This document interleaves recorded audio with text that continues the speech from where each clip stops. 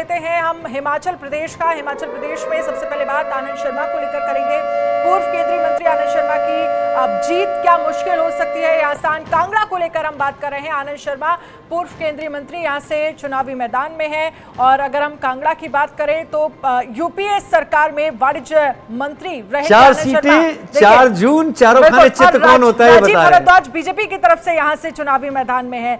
तीनों सीटों को लेकर एक बार बात करेंगे, फिर उसके बाद ओवरऑल हम अपने खास मेहमानों से हम ले लेते हैं, इसका परिणाम बता देते हैं।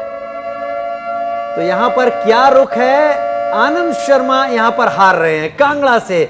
अगली सीट की बात कर लेते हैं। 4 सीटें हैं यहाँ पर और बहुत प्रसिद्ध सीटें यहाँ की हैं। कुछ कंटेस्टेंट्स के चलते, कुछ कैंडिडेट्स के चलते यहाँ पर फ्रेम में आ गई है। देखिए, हमीरपुर की सीट अनुराग ठाकुर केंद्रीय मंत्री रहे। क्या होगा? पिछली 4 बार से वो जीत चुके हैं। क्या इस बार वो एक बार फिर अपना किला यहाँ पर बचाएंगे? लगातार जीत दर्ज कर रहे हैं। और इनके सामने कौन खड़ा हुआ है?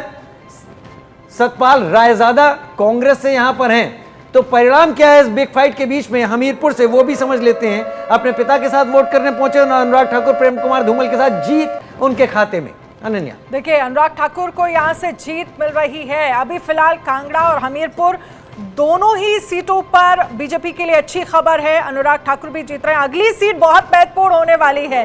अगली सीट जो है वो हम मंडी की बात करेंगे। मंडी, जहां से बीजेपी की तरफ से कंगना रनौत चुनावी मैदान में है और पहली बार चुनाव मैदान में अभिनेत्री कंगना रनौत उतरी है। तेज-तर्रार बयानों के लिए जानी जाती है। कंगना रनौत मंडी राजघराने के सदस्य जो विक्रमादित्य सिंह से मुकाबला है। कांग्रेस की तरफ से विक्रमादित्य सिंह यहां से चुनावी मैदान में। देखिए, जब बीजेपी की तरफ से कैंडिडेट का ऐलान किया गया और उसके बाद कांग्रेस की तरफ से विक्रमादित्य सिंह को चुनावी मैदान में उतरा। देखिए, अच्छी खबर है बीजेपी के लिए। यहां से कंगना रनौत जीतती हुई दिख रही है, जो प्रेडिक्शन में रिजल्ट सामने आया है।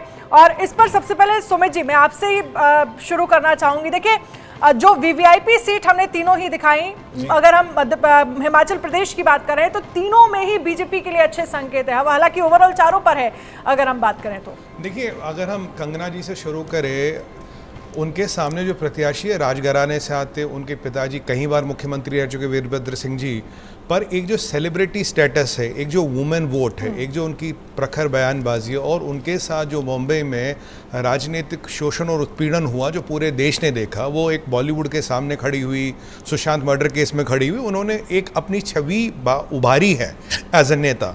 और जब ये फैक्टर आता और वो मंडी की बेटी है, तो ये सारे फैक्टर मिलके जो वीरभद्र सिंह जी का लेगेसी है, उनके बेटे में उसको मतलब कैरी नहीं कर पा रहे। कंगना जी का जो ऑरा है ओवरऑल वो उन पे भारी पड़ रहा है। और अगर आप एग्जिट पोल देखें, जब भी ये लोगों से पूछा गया, आपके रिपोर्टरों ने, सबका यही कहना, मंडी की बेटी को जिताना, मंडी की बेटी को जिताना, मंडी की बेटी को जिताना। और specially women vote completely Kangana ji के फेवर में गया। सरकार का कामकाज भी कहीं बहुत इसमें काउंट होगा।